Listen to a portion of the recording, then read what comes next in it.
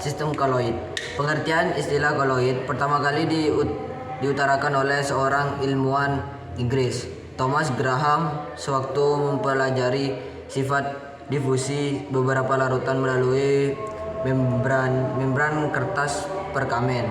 Graham menemukan bahwa larutan natrium klorida mudah berdifusi sedangkan kanji, geatin, dan putin telur sangat lambat atau sama sekali tidak berdifusi.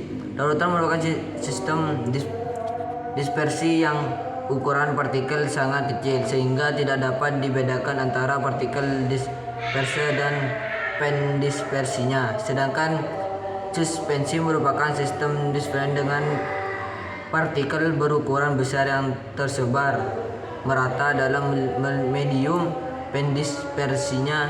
Sistem koloid suatu bentuk campuran yang keadaannya terletak antara larutan dan suspensi campuran kertas, campuran kasar. Secara makroskopis koloid tampak homogen, tetapi secara mikroskopis bersifat heterogen. Campuran koloid umumnya bersifat stabil dan tidak dapat disaring. Ukuran partikel koloid terletak antara 1 nm sampai 100 nm. Perbedaan antara larutan koloid dan suspensi. Larutan adalah campuran homogen dari dua atau lebih zat. Hal ini disebut campuran homogen karena komposisi adalah seragam di seluruh larutannya. Komponen larutan terutama dari dua jenis zat, terlarut dan pelarut. Suspensi adalah suatu campuran di mana paling sedikit satu komponen yang secara relatif mempunyai partikel besar yang akan saling tersebar dengan komponen lainnya.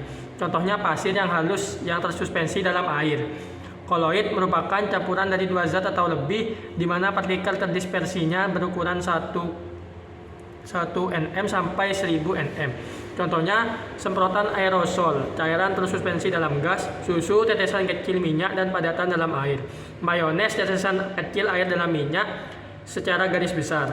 Perbandingan antara larutan dan suspensi dapat dilihat pada tabel di bawah ini. Pengelompokan sistem koloid. Dalam sistem koloid terdapat 3 fase zat, yaitu padat, cair, dan gas.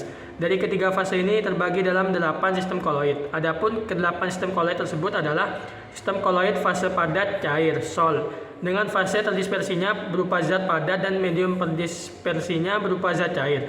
Contoh sol atau gel yaitu agar-agar, pektin, selai, gelatin, jeli, cairan kanji, air sungai, tinta, cincet, gel kalsium, asetat dalam alkohol, sol emas, sol FeOH 3, sol AlOH 3, dan sol belerang. Sistem koloid fase padat-padat, sol padat dengan fase terdispersi berupa zat padat dan medium pendispersi berupa zat padat. Contoh sol padat yaitu kaca berwarna dan logam campuran seperti stainless steel campuran antara besi nikel dan kromium. Sistem koloid fase padat dan gas, aerosol padat dengan fase terdispersi berupa zat padat dan medium pendispersi berupa zat gas. Contoh aerosol padat yaitu asap. Sistem koloid fase cair gas, aerosol dengan fase terdispersi berupa zat cair dan medium pendispersi berupa zat gas. Contoh aerosol yaitu kabut, awan, parfum, hairspray, cat semprot, dan lain-lain. Sistem koloid fase cair gas dengan fase terdispersi. Koloid fase cair padat, emulsi padat dengan fase terdispersi berupa zat cair dan medium pendispersi berupa zat padat. Contoh emulsi padat yaitu keju, mentega, dan mutiara. Sistem koloid fase gas cair, busa dengan fase terdispersi berupa zat gas dan medium pendispersi berupa zat cair. Contoh busa yaitu buih. Sistem koloid fase gas padat, busa padat dengan fase terdispersi berupa zat gas dan medium pendispersi berupa zat padat. Contoh karet, busa, dan batu opung. D. Sifat-sifat dan penerapan sistem koloid. Efek Tyndall. Partikel debu banyak di antaranya terlalu kecil untuk dilihat, akan nampak sebagai titik-titik terang dalam suatu berkas cahaya. Bila partikel ini memang berukuran koloid, partikel itu sendiri tidak nampak. Yang terlihat ialah cahaya yang dihamburkan oleh mereka. Hamburan cahaya itu disebut efek Tyndall. Ini disebabkan oleh fakta bahwa partikel kecil menghamburkan cahaya dalam segala arah. Efek Tyndall dapat digunakan untuk membentuk terdispersi koloid dan suatu larutan biasa, karena atom, molekul, atau muatan yang berbeda dalam suatu larutan tidak menghamburkan cahaya secara jelas dalam contoh-contoh yang tebalnya tak seberapa. 2. gerak Brown, suatu mikroskop optis yang difokuskan pada suatu dispersi koloid pada arah yang tegak lurus pada berkas cahaya dan dengan latar belakang gelap akan nampak partikel-partikel koloid, bukan sebagai partikel dengan batas yang jelas, melainkan bahwa partikel koloid yang dispersi ini bergerak terus-menerus secara acak menurut jalan yang berliku-liku. Gerakan acak partikel koloid dalam suatu medium dispersi ini disebut gerakan Brown. Menurut nama seorang ahli Inggris, Robert Brown, yang mempelajarinya dalam tahun 1827. Adsorpsi. Materi dalam keadaan koloid mempunyai luas permukaan yang sangat besar. Pada permukaan partikel terdapat gaya yang belum terimbangi atau bahkan gaya valensi yang dapat menarik dan mengikat atom-atom atau molekul-molekul dari zat asing ini pada permukaan suatu partikel disebut adsorpsi. Zat teradsorpsi terikat dengan kuatan-kuatan dalam lapisan yang biasanya tebalnya tidak lebih dari 1 atau 2 molekul. Banyak zat asing yang dapat diabsorpsi bergantung luasnya permukaan yang tersingkap. Meskipun absorpsi merupakan suatu gejala umum dari zat padat, absorpsi ini teristimewa efisiensinya dengan materi koloid yang disebabkan oleh besarnya luas permukaan itu. 4. Koagulasi. Telah disebut bahwa koloid distabilkan oleh muatan. Apabila muatan koloid dilucuti, maka kestabilan akan berkurang dan dapat menyebabkan koagulasi atau pengumpulan.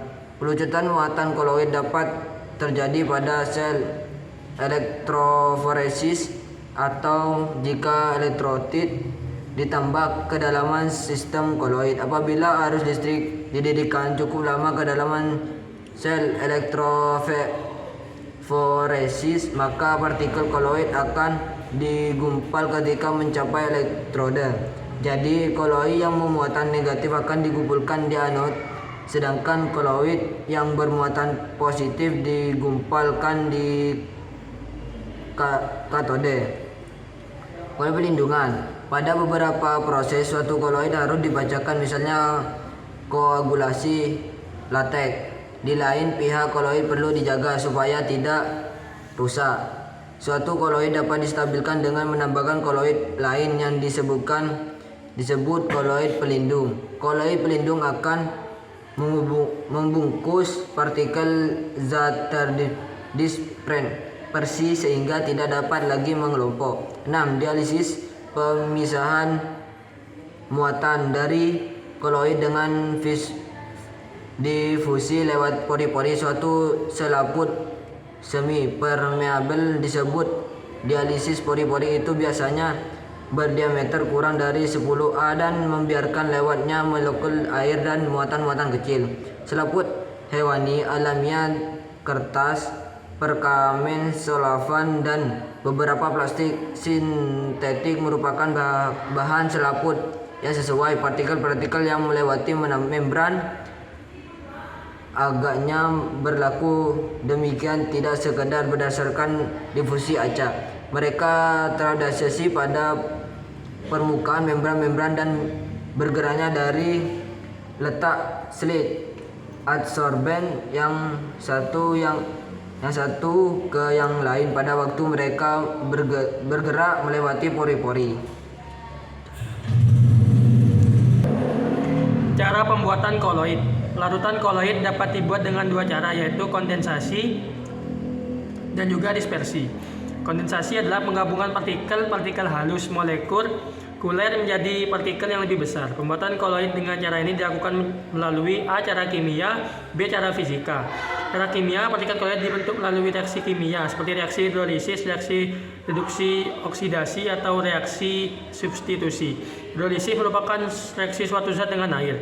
Reaksi redoks merupakan reaksi yang disertai perubahan biloks. Reaksi substitusi merupakan reaksi penggantian. B. Cara fisika dilakukan dengan jalan merurutkan kelarutan dari zat terlarut, yaitu dengan jalan pendinginan atau mengubah pelarut sehingga terbentuk satu sol koloid. Dispersi, yaitu pembuatan koloid dengan cara dispersi merupakan pemecahan partikel-partikel kasar menjadi partikel yang lebih halus atau lebih kecil. Dapat dilakukan secara mekanik, peptisasi, atau dengan loncatan bunga listrik. A. Cara mekanik. Dengan cara ini butir kasar digerus dengan lumpang atau penggiling koloid sampai diproses tingkat kehalusan tertentu. B. Peptisasi. Pembuatan koloid dengan cara peptisasi adalah pembuatan koloid dari butir-butir kasar atau dari suatu endapan dengan bantuan suatu zat peptisasi atau pemecahan. Contoh agar-agar dipeptidasi oleh air, nitroselula oleh aseton, karet oleh bensin, dan lain-lain. Contoh soal, sebutkan sifat-sifat yang dimiliki sistem koloid. Homogen secara makroskopis, heterogen secara mikroskopis. Ukuran 1 nm sampai 100 nm. Dua fase stabil. Tidak dapat disaring kecuali dengan penyaring ultra. 2. Penyusun sistem koloid asap adalah koloid asap merupakan contoh dari koloid aerosol padat, di mana fase terdispersinya padat dalam fase perdispersinya gas. Contohnya asap dan debu di udara. 3. Dispersi zat cair atau zat padat dalam gas disebut aerosol, merupakan sistem koloid dari partikel padat atau cair yang terdispersi dalam gas. Jika zat terdispersinya adalah zat padat disebut aerosol padat, contohnya asap dan debu di udara. Jika zat terdispersinya adalah cair, maka disebut aerosol cair, contohnya kabut dan awan.